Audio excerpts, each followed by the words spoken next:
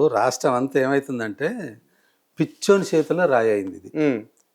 ఆ పిచ్చోనికి ఒక రాయి ఇస్తే వాడు ఎటేస్తాడో వాడికి గ్యారంటీ లేదు, మనకు కూడా ఎటు తాకుతుంది అనేది లేదు. లేదు, నిర్ధారణ లేదు. వాళ్ళు మాట్లాడే మాటలు, వాళ్ళు చేసే పరిపాలన ప్రజాకంటకంగా ఉన్నాయి. అవి రైతులకు అక్కరు కావు.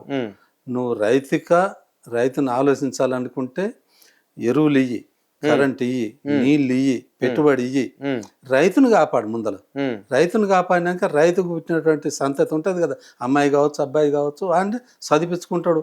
నువ్వు పెట్టేది ఏంది, ఎన్నో కార్పెట్ బల్లలు వేసి కూడా చదివించుకుంటాడు.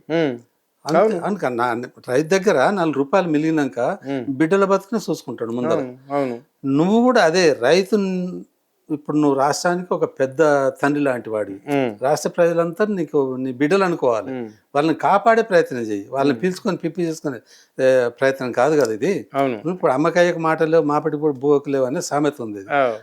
మీ ఇద్దరు పోట్లాడ పెట్టుకునే వెనక పిల్లల గతి ఏంది, వాళ్ళకి బువ్వకే లేదు మాపటికి.